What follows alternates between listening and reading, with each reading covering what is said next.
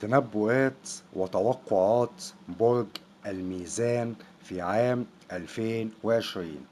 عهد جديد يا عزيزي في عام 2020. بداية حقبة جديدة بالغة الأهمية، فانتهت 7 سنوات عجاف وتدخل الآن إلى 7 سنوات ثمار. وهذا ليس لك وحدك يا عزيزي، بل لجميع الأبراج أيضا. فهذا العام ستجد نفسك وسط إجابات على أسئلة كثيرة كانت ما زالت مبهمة وكانت تقلقك أحيانا. فإنه العام الذي ستتمكن فيه من تحقيق أحلامك ومن كل ما رغبت فيه منذ زمن. فاجعل كل ما يسعدك هو الحاضر والمستقبل فقط، كي تتمكن من تحقيق آمالك. فلا تدع الذكريات الماضية والخسائر تحبطك وتقف عقبة بوجهك.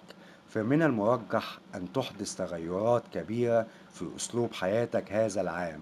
فإياك أن تظل أسير ماضيك وإحساسك بالذنب اتجاهك. فهل تعرف أن معظم آلامك هي نتيجة إحساسك بالذنب؟ ففكر مليا يا عزيزي في هذا الموضوع، واسمح لإمكاناتك أن تتدفق كي تتيح عملا حقيقيا، وكي تتمكن من اتخاذ إجراءات سريعة بحرية كاملة. فحرر روحك ونفسك وانطلق، مغمضا عينيك عن الماضي الذي يعذبك بذكرياته. وردد دائما العبارة التالية: عفى الله عما سلف. وواجه العالم أكمله بحماس متجدد وقوة ستسترجعها في عام 2020. فحياتك الاجتماعية ستنقلب رأسا على عقب لتستعيد الصخب الذي يروق لك. فما أراه أن الكثيرين سيتوجهون إليك طالبين القرب منك. فثق بنفسك، بل ليكن إيمانك بنفسك وبقدرتك عالية وقوية. فيعدك هذا العام بكل جميل صنع خصيصا لك. فلا تجعل جهودك تتشابك مع هموم أولئك الذين يحيطون بك. من حق من حقك أن تلتفت إلى نفسك وأن تهدئ من عواطفك، وكأن تأمرها بأن لا تكون سليطة على شخصيتك. فعليك أن تصنع عالما خاصا تعيش فيه منعزلا عن هموم الآخرين. وستجد من يحبك كثيرا ويدعمك أكثر ويهتم بك، لتتخلص من إحساسك بالألم السري الذي لا تفسح عنه لأحد. فلا تخبئ ما لديك من مهارات وإبداعات عالية، افرج عنها ودعها بمتناول الجميع، ليفهموا كم أنت رائع وكم تمتلك من قوة إبداعية والقدرات الذهنية في مجال اختصاصك. حاول أن تبعد عنك تلك العقبات التي مصدرها علاقاتك مع من تعرفهم. فتذكر أن ذلك ضروري كي تنجو بنفسك، ولكن في نفس الوقت لا تكن أناني، بل قدم المساعدة والمشورة لمن يحتاج إليها، ولكن بدون أن تتأثر بهموم الآخرين. فأنت بأمس الحاجة لتعلم كيف تقيم التوازن في كل شيء في حياتك. فكرس نفسك لالتزاماتك كي تطمئن لمستقبل أفضل، وكي تشعر أنك على الطريق الخاص بك. فهذا هو العام الذي ستكون فيه عواطفك في القمة، فتستحق الكثير من النجاحات في حياتك الشخصية. وينصحك الفلك بأن تسمح لقواك الإبداعية بأن تصنع لك جوانح جديدة تحملك باتجاه تغيرات مثمرة في الحياة. وحاول أن تتذكر أنك حر ولا أحد يمكنه أن يسيطر عليك. فأمامك فرص هائلة هذا العام لتتقدم وتحقق ما تريد. وكي تستفيد بالكامل من كل حركة تقوم بها، لا تتنكر للمساعدات التي تأتيك من جهات مختلفة. فأنت بحاجة لمن يدعمك، بل لمن يمسك بيدك في أوقات الحاجة. وستكون الفائز لمعظم فترات هذا العام، مع الكثير من الدعم الوافر الذي سيأتيك من هنا وهناك.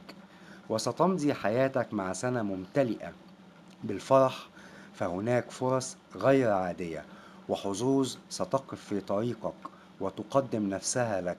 وستكون قادرا هذا العام على المغامرة، حتى أنه سيخطر ببالك أن تكتشف أراضٍ جديدة على الأرض، وكأن الأرض لا تكفيك، فأفكارك متنوعة وستحدد مع قدرتك على إحداث تغييرات كبرى لتملأ حياتك بالفوائد، فتشعر أنك قادر على مواجهة العالم كله وبكل ثقة. إذا جاء الوقت إذا جاء الوقت لتنسى كل ما فات ولتعيش حاضرا جميلا، وستشعر أنك بحاجة لأن تفصل نفسك عن الجموع، ولن تقبل بأي حلول وسطى أو مفاوضات أو تنازلات، خصوصا حين يتعلق الأمر بحياتك الخاصة، فإنه الوقت الأرفع شأنا الذي يمكنك أن تبرز فيه جانبك الإبداعي للعلن، فلست مضطرا لأن تدفن مواهبك الفذة كما اعتدت أن تفعل، فالحظ والفرص يأتيانك من أماكن بعيدة، فلا تتردد أبدا، وارفع صوتك لتحصيل حقوقك خلال هذا العام، ولكن بحق وعدل وعقلانية. فيمكن القول أنك في مرحلة تحضيرية، وهو مشوار بدأته منذ السنة الماضية يقودك نحو تعلم جديد والتدرب على أساليب مختلفة، حتى تنتقل إلى مرحلة سعيدة وموجة من الحظ تجتاحك، وقد تتحول هواية لك إلى مهنة حقيقية، وقد تقطف ثمار جهودك في النصف الثاني من العام.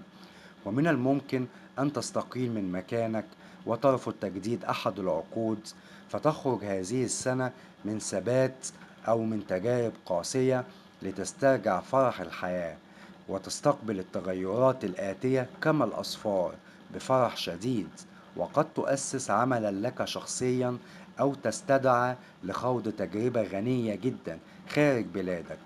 أما الفترة العاطفية الأكثر وهجًا فتقع في النصف الثاني من العام، حيث تعقد صداقات كثيرة وتنسى الجروح القديمة، ويكون النجاح والمجد على موعد معك، فتساهم في أعمال عامة كلما اقتربت من فصل الصيف، فقد تنتهي من بعض التسويات في فصل الصيف الذي يكون واعدا جدا لجهة عقد صداقة مهمة، فقد تلتقي بشخصيات مهمة وتلاقي الدعم من النافذين، فأنت تنطلق من موقع قوي جدا، وفي بعض الأحيان يجعلك تصادف فرصا غنية ومغرية مختلفة تماما عما عرفته في السابق، حيث ستستنتج أيضا دروسا كثيرة، إذ تتوضح أمامك الرؤية وتدرك طريقة التصرف وقواعد السلامة والحذر بعيدا عن المجازفات.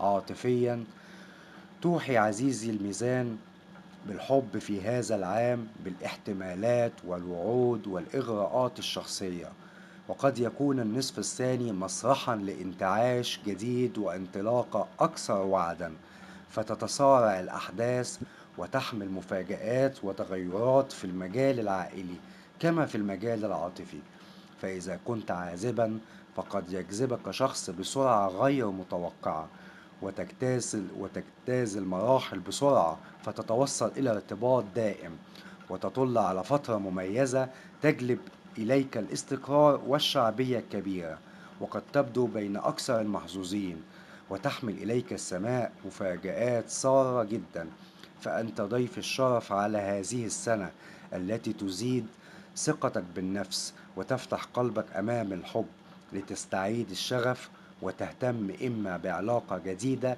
أو بانتماء روحي أو فكري.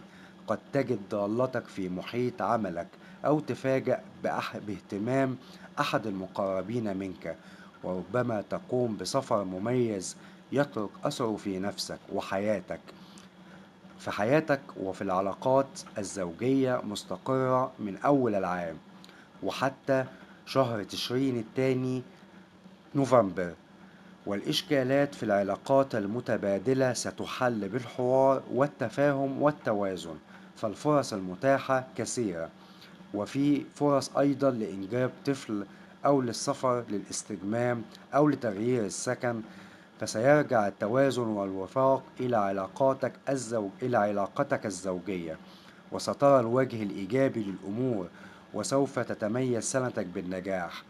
في الحب للمرتبطين والعلاقات مع الجنس الآخر ستكون متوازنة وعقلانية، وفيها مشاريع ترفيهية مشتركة، وسيكون هناك مشاريع اجتماعية ومهنية تقرب الأزواج من بعضهم.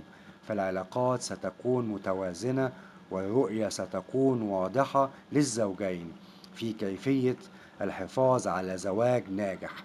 فهذه السنة تعتبر جيدة وستكون سهلة ومسهلة بعلاقاتك مع العائلة ومع المحيط.